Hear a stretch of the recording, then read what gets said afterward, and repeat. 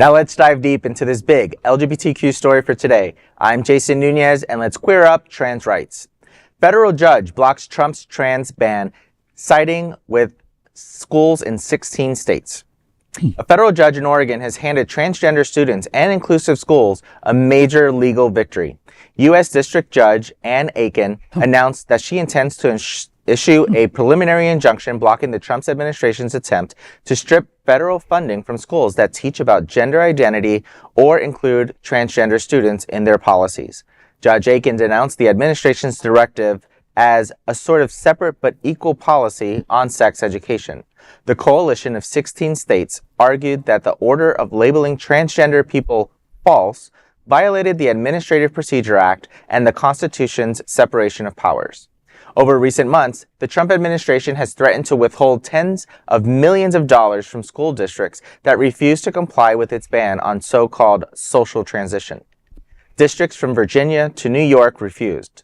Denver's superintendent even declared that the district, quote, will protect all of their students from this hostile administration, end quote. The states behind the lawsuit include California, Maine, Massachusetts, and Oregon, among others. Their collective stand represents a broader pushback against federal efforts to penalize inclusion. For now, the ruling halts the administration's latest attempt to weaponize education funding against transgender students, affirming that equality in the classroom is not up for negotiation.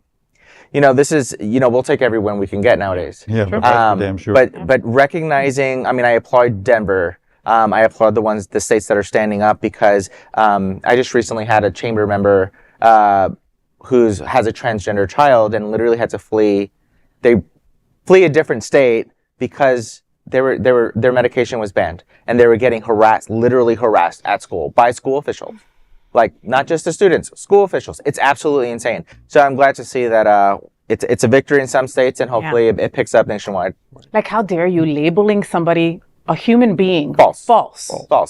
Like, take that in. That is like subhuman. Like, how, it's disgusting, listen, I'll take the win, right? Just like Jason says, right? Because honestly, it's a win for common sense, for compassion, and for the freaking Constitution. How about that, right? So this judge just told the Trump team, you can't bully trans kids out of the classroom. Inclusion isn't political. It's freaking humanity. And to the schools standing strong, bravo, baby, bravo. You're teaching courage in real time. And the grade is A++. Yes. It is.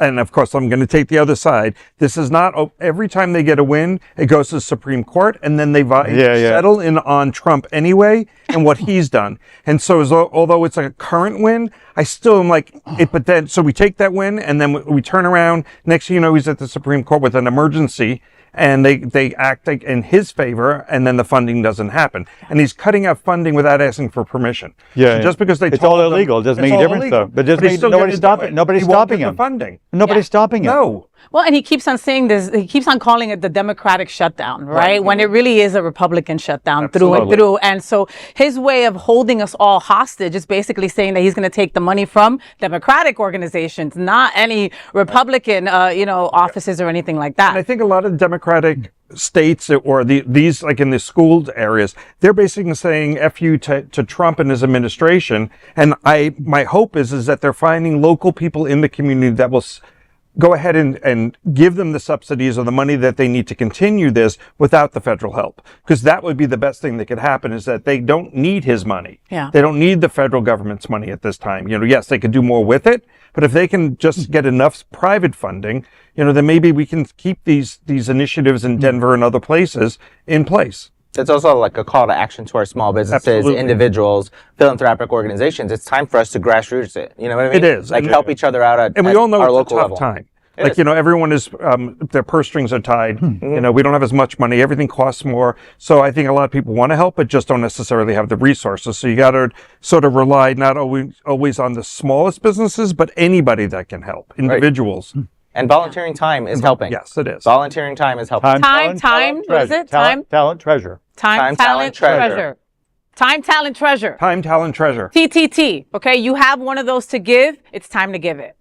And that is the big LGBTQ story for today. There is no other queer nonprofit media platform like this in the entire world. Support our LGBTQ stories by subscribing and sharing Queer News Tonight.